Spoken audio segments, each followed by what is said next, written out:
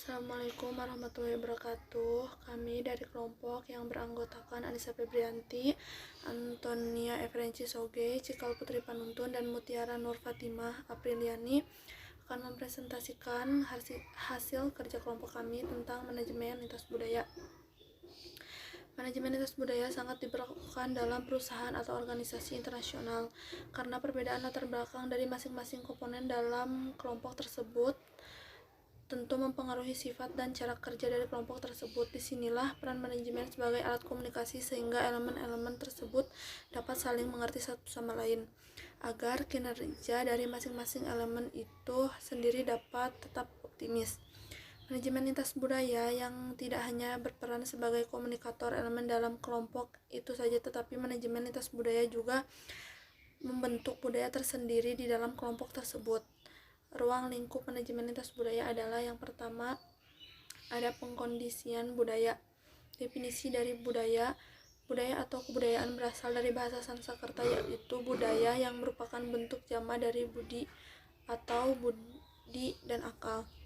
Herakliton memberikan definisi kebudayaan adalah seluruh cara kehidupan dari masyarakat dan tidak hanya mengenai sebagai tata cara hidup saja yang dianggap lebih tinggi dan lebih diinginkan. Komponen budaya yaitu filsafat, ilmu pengetahuan, seni, informasi, ideologi politik, teknologi, pola perilaku, dan yang terakhir ada dogma agama. Yang kedua ada penyesuaian pola pikir.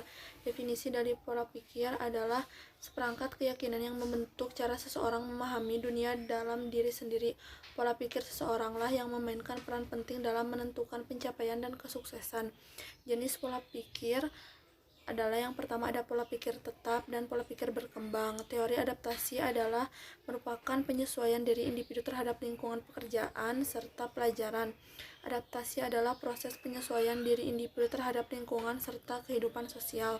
Culture shock-nya adalah keterbukaan budaya yang ditimbulkan oleh rasa gelisah yang diakibatkan oleh hilangnya semua tanda dan simbol yang bisa kita hadapi dalam hubungan sosial. Yang ketiga adalah mengenal pentingnya budaya di dunia. Setiap masyarakat di dunia memiliki tradisi serta budaya yang mengidentifikasikan warisan leluhur dan membuat masyarakat tersebut berbeda serta unik. Budaya, tradisi, dan adat istiadat merupakan nilai yang mendarah daging dalam setiap individu pada suatu masyarakat.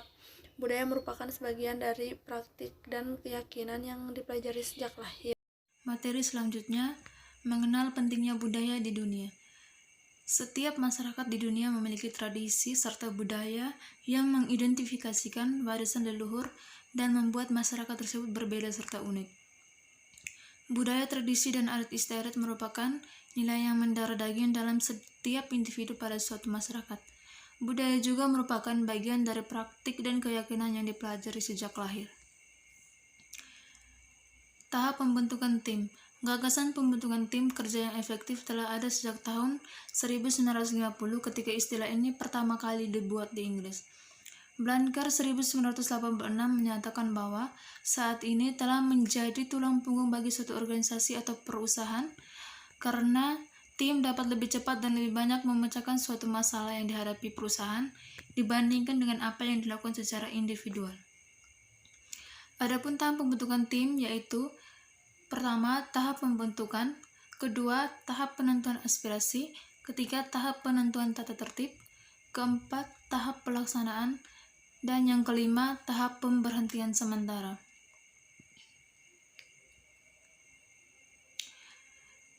Kepemimpinan dan organisasi. Pengertian kepemimpinan menurut George R. Terry adalah kegiatan mempengaruhi orang lain untuk diarahkan dalam mewujudkan tujuan organisasi. Karakteristik kepemimpinan. Yang pertama, individualis. Merupakan perspektif dirinya sebagai seseorang yang mandiri, relatif bebas dari kontrol orang lain, dan berusaha untuk menggunakan kontrol pada lingkungan mereka dan orang-orang di dalamnya. Yang kedua, hierarkis, yaitu seorang pemimpin yang berada dalam lingkungan dengan batasan kelompok yang kuat dan komando yang mengikat. Yang ketiga, egalitarians, mempunyai loyalitas kelompok tapi kurang menghormati peraturan-peraturan yang berasal dari organisasi. Yang keempat, fatalis, yaitu pengontrolan yang rendah atas diri sendiri, dan mereka tidak termasuk golongan manapun, di mana golongan-golongan tersebut mengatur jalan hidup mereka. Di sini saya akan membahas tentang identitas sosial.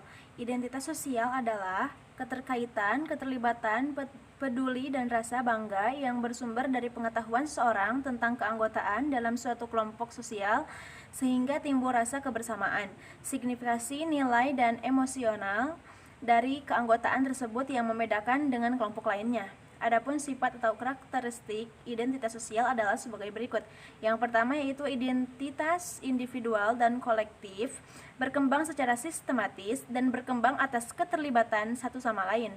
Dan yang kedua yaitu identitas individu dan kolektif merupakan produk internasional eksternal yang didefinisikan oleh orang lain sebagai identifikasi internal. Dan poin yang ketiga yaitu proses terjadinya identitas dihasilkan baik dalam wacana, retorika, dan representasi dan dalam materi, seringkali bersifat sangat praktis yang merupakan konsekuensi dari penetapan identitas. Yang selanjutnya yaitu negosiasi. Negosiasi adalah suatu tahap di mana pihak-pihak yang bersangkutan saling mengajukan tuntutan dan keinginan mereka. Adapun strategi negosiasi. Yang pertama, strategi yang digunakan oleh salah satu pihak ketika pihak tersebut merasa hasil negosiasi tidak akan menguntungkan pihaknya maupun pihak lawan atau menemukan jalan buntu. Yang kedua yaitu strategi yang mengedepankan tercapainya hasil yang saling menguntungkan bagi kedua belah pihak. Yang ketiga yaitu strategi yang lebih sering digunakan dalam proses-proses negosiasi. Yang selanjutnya yaitu manfaat komunikasi. Di dalam manfaat komunikasi terdapat 3 komponen. Yang pertama, motivasi, dan yang kedua pengetahuan, dan yang ketiga yaitu keterampilan.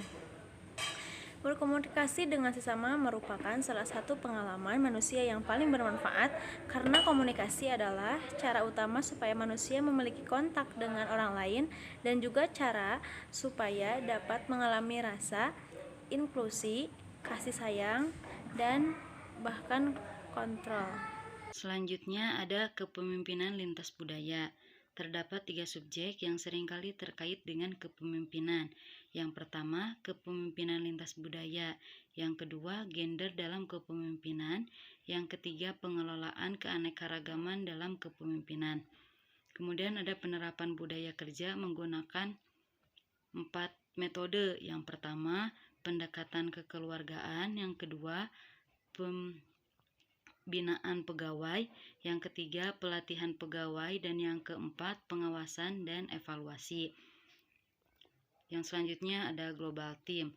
Global team adalah kelompok dari karyawan yang dipilih dari 2 atau lebih konteks budaya dan terkadang 2 atau lebih perusahaan yang bekerja sama untuk mengkoordinasikan, mengembangkan, atau mengatur berbagai aspek operasi global dari suatu perusahaan. Yang selanjutnya ada tantangan khusus ketika bekerja dengan virtual global team. Yang pertama, kurangnya pengetahuan bersama. Yang kedua, kurangnya informasi kontekstual. Yang ketiga, terlalu bergantung pada teknologi. Yang keempat, kehilangan detail. Dan yang kelima, kurangnya pemahaman bersama. Kemudian di sini ada pengertian budaya.